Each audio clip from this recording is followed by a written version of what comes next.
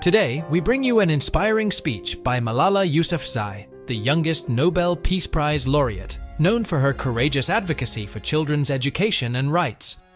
In this speech, Malala emphasizes the importance of ensuring every child has access to quality education. She passionately calls for collective action to fight against the barriers preventing children from going to school. Join us as we listen to Malala's powerful message and learn how we can contribute to making education accessible for all children. I'm really honored that I'm here today with so energetic, passionate, and peace-loving people. I'm really happy that the reason for which I'm here is going to be heard. That is,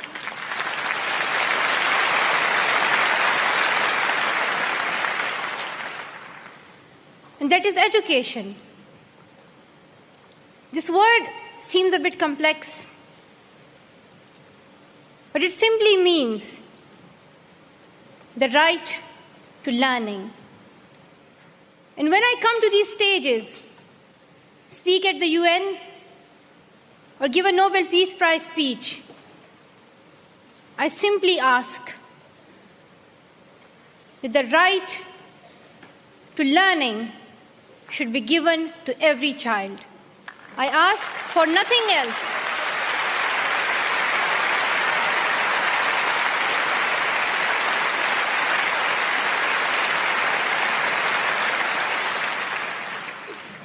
But unfortunately, there are 57 million children who are out of school. For some of us, this would be a really sad news, a really shocking news maybe. And it might be happening like somewhere far away from this world. But it is happening in this world where we are living. It's not on any other planet. The children we are speaking for are living on this earth. They are our children. And they have the right to learn. But unfortunately, there are many people who do not give this opportunity to children, either because they think that children are supposed to work for them, or that children don't deserve it. Either that it is against our social taboos, or it is just a waste of money. And we have to fight against these mindsets. So this is a collective campaign. And if we want to see that change, and if we want to see every child getting quality education, then we have to work together. Then we have to go on this journey, but together. So I request all of you to think today that how can you help? How can you help these children to go to school? And today, I'm really happy that at least this award is given to the children, to people who campaign for children's rights. So this is a big opportunity for us to speak to the world. The children are facing many problems and many issues, and now it is time to think about the future generation. It is our duty. And I'm hopeful that change will come. One day, we will see every child getting quality education, but for that, we need to work together. We need to make it our target. We need to make it our objective of life. And that's what I have done. Though I'm 17, not very tall, and very small,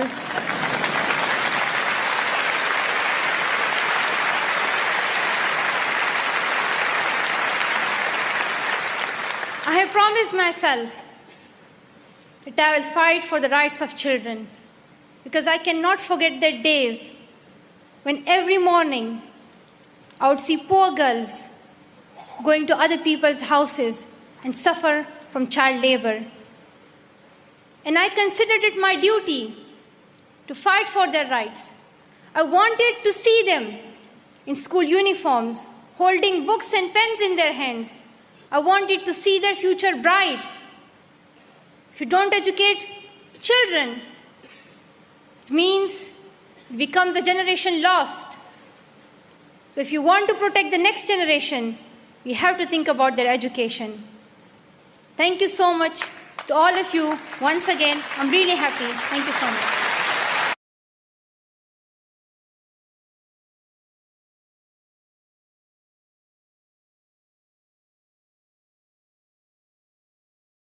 Now, I'm going to give you a story. It's an Indian story about an Indian woman and her journey. Let me begin with my parents. I'm a product of this visionary mother and father.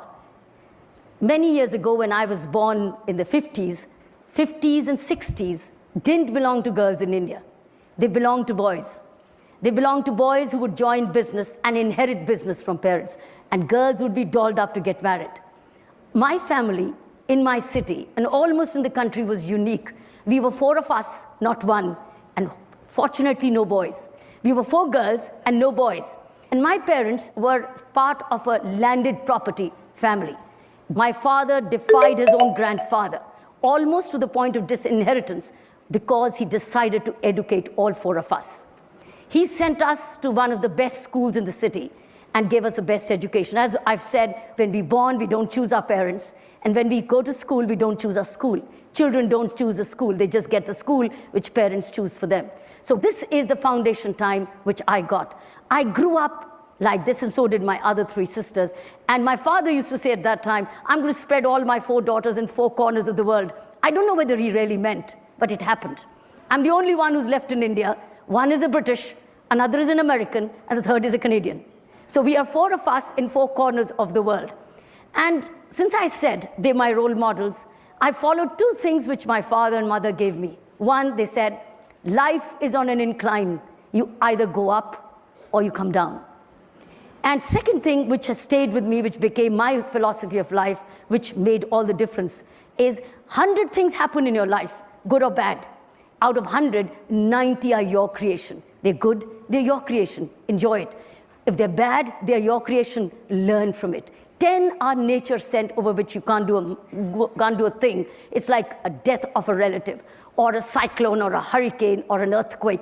You can't do a thing about it. You've got to just respond to the situation. But that response comes out of those 90 points. Since I'm a product of this philosophy of 90-10, and secondly, life on an incline, that's the way I grew up. I grew up to be valuing what I got. I'm a product of opportunities, rare opportunities in the 50s and the 60s, which girls didn't get. And I was conscious of the fact that what my parents were giving me was something unique, because all my best school friends were getting dolled up to get married with a lot of dowry. And here I was with a tennis racket and going to school and doing all kinds of extracurricular activities. I thought I must tell you this. Why I said this is the background. This is what comes next. I joined the Indian Police Service as a tough woman, a woman with indefatigable stamina, because I used to run for my tennis titles, etc. But I joined the Indian Police Service. And then it was a new pattern of policing. For me, the policing stood for power to correct, power to prevent, and power to detect. This is something like a new definition ever given in policing in India, the power to prevent. Because normally it was always said power to detect, and that's it, or power to punish. But I decided no, it's a power to prevent, because that's what I learned when I was growing up. How do I prevent the 10 and never make it more than 10? So this is how it came into my service, and it was different from the men.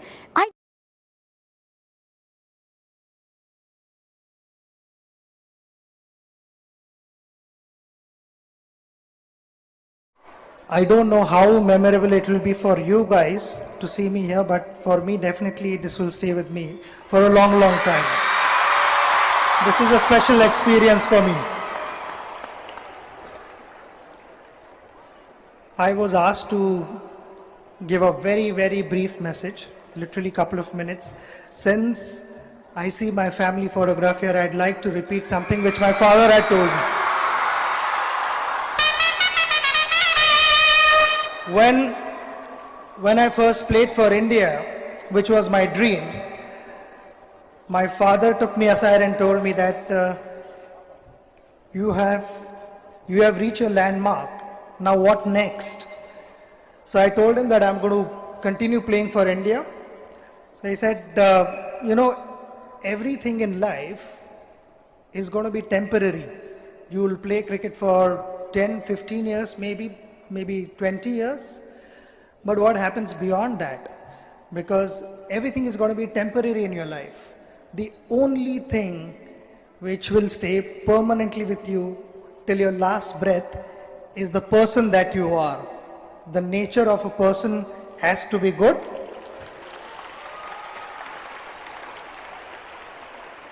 So I said, a lot of things will happen when you play cricket. People will appreciate, but I would be happier if people appreciated you more as a good person. So try and be a good person.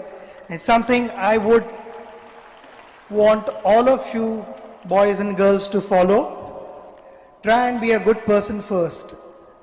I can see sea of diamonds here. I would say rough diamonds, unpolished diamonds. You all have dreams.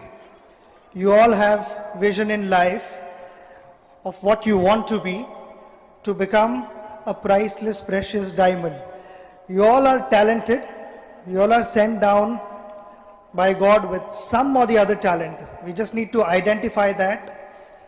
And then from an uncut, unpolished diamond to become a polished, priceless diamond, it is a process, it's a journey where the path won't be easy. Sometimes when you're trying to do certain things, there might be obstacles. Don't give up, don't find shortcuts. I think it is important to follow the right path always. And in tough times, tough men last. So I'm very, very confident that if you follow the right things in life, you would be able to achieve your dreams. Sport, for me, has taught a lot of things. Sport has taught me to compete hard and fair, and at the same time, respect the opposition. You have to learn to respect your opposition. And above all, I think, as a sportsman I'm talking, above all you have to respect the game. No individual is bigger than the game. Now here, I'm sure not everyone wants to become sportsmen. There are certain boys and certain girls who would want to become doctors, engineers, lawyers, cricketers, hockey players, football players, tennis players, whatever. Don't forget to respect your parents, your teachers, your elders.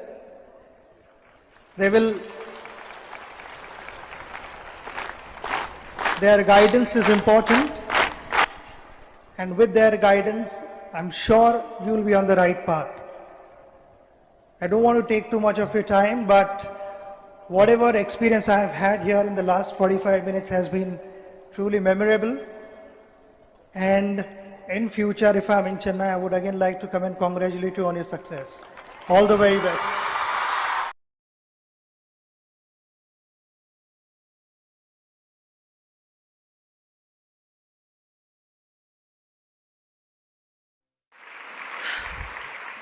Good afternoon, and thank you, and wow, I am so privileged and so honored to be sharing this afternoon with all of you and these incredibly amazing women that are being honored today. I'd like to extend my congratulations to each one of you, Octavia, Michelle, Kelly, Patty, and all 50 women that have been included in the Impact Report. Your achievements not just inspire me, but also so many others to work harder, to be better, and to make a dent wherever we can. So I'm very, very proud to be standing alongside of you. So in life, you know, there are moments when you stop and ask yourself, how did I get here? Like, why am I standing here? Well, this is definitely one of those moments for me. And I find myself going back to the beginning, back to my roots.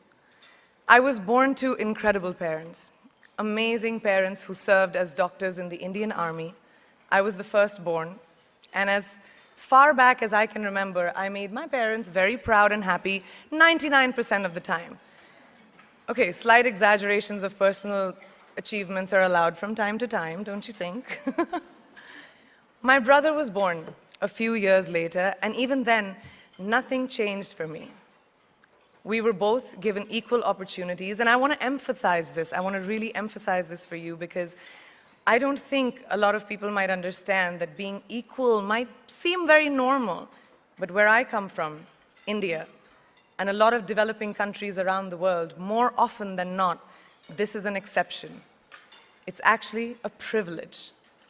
My first experience of the glaring disparity between boys and girls came at a very, very young age. I grew up in a middle-class family with extremely philanthropic parents who constantly reminded me and my brother how lucky we were and how giving back to those who were less fortunate was not a choice. It was a way of life. Simple. I was 7 or 8 years old when my parents started taking me on these visits in a traveling clinic to developing communities around and villages around the city that we lived in called Bareilly. We were packed into this ambulance and my parents would provide free medical care to people who couldn't afford it. My job at the age of 8 was assistant pharmacist. So I would count all the medicines, put them in an envelope and give it out to patients, and I really took my job very seriously, very seriously. But the more I went on these expeditions, the more I began to notice the simplest things that distinguished a boy from a girl or a man from a woman. For example, girls were pulled out of school when they hit puberty because they were considered ready for marriage and babies. That's 12 and 13, while boys still enjoyed their childhood. Or basic human rights such as healthcare were denied just because they were women. Let's call this whole experience trigger number 1 for me. Fast forward a few years and many, many triggers in between. Like a producer-director, for example, early on in my career, I must have been about 18 or 19, telling me that if I didn't agree to the ridiculous terms or painfully low salary in his movie, that he would just replace me. Because girls are replaceable in the entertainment business. That was a memorable one. Made me decide to make myself irreplaceable. But I think what really moved the needle for me and ultimately led me to create the Priyanka Chopra Foundation for Health and Education and around the same time partner with UNICEF was an encounter with my housekeeper's daughter. About 12 years ago, I came home from set early one day and she was sitting in my library reading a book. And she must have been 8 or 9 years old and I knew she loved reading. So I asked her, I was like, it's a weekday, why aren't you in school? And she said, oh, I don't go to school anymore. So I went and asked her mother, and I said, why isn't she in school? And her mom said that her family couldn't afford to send her and her brothers to school, so they chose the boys. The reason, she would eventually get married, and it would be a waste of money. I was completely blown, and it shook me to my core. Eventually, I decided to cover the cost of her education so that she could continue to learn, because education is a basic human right.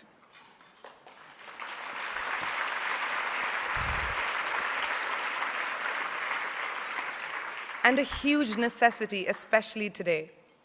From that point on, I was determined to make a difference in as many children's lives as I could, in whatever big or small way that I could contribute.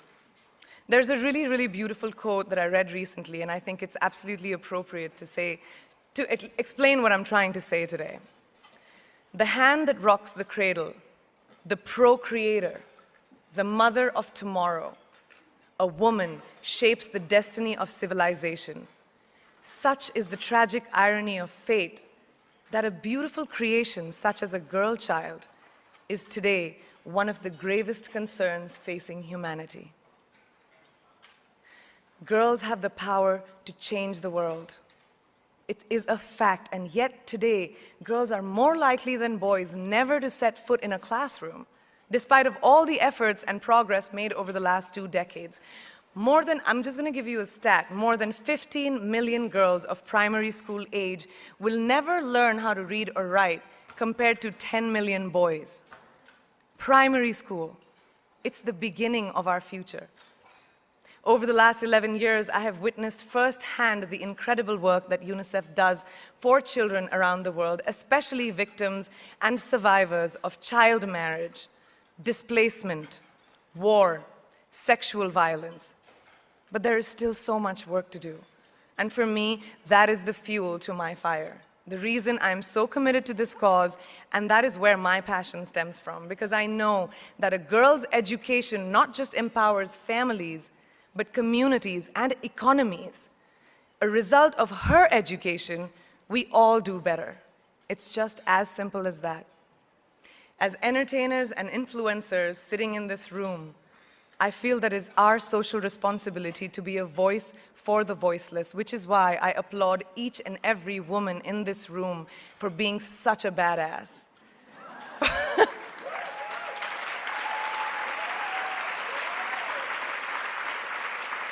For using your platform and your voice to contribute to change, and for ensuring that there is not even one lost generation as long as we are alive. I'd like to thank Variety and all of you for encouraging me and all of us in this room to keep going and fighting on. Thank you so much.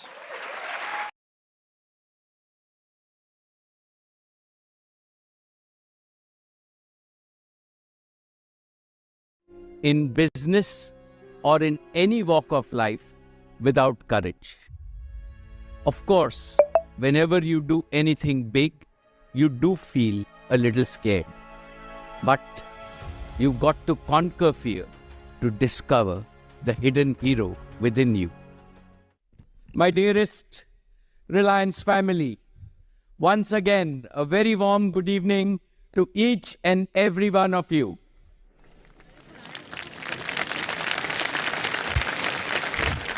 Over the last 40 years, I have been very fortunate to lead Reliance. Everything I am today is because of Reliance. Everything I know today is thanks to Reliance. This evening, I want to share with you the most important lessons I have learned from my father during this phenomenal journey. The first lesson is courage, and I have seen it in a whole lot of you. Nobody has ever achieved anything big in business or in any walk of life without courage. Of course, whenever you do anything big, you do feel a little scared. But you've got to conquer fear to discover the hidden hero within you. With courage, with self-belief, and the can-do spirit, you overcome any adversity.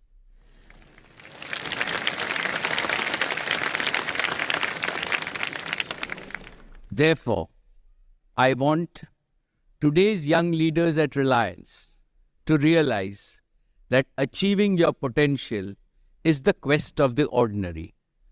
Conquering the impossible is your destiny.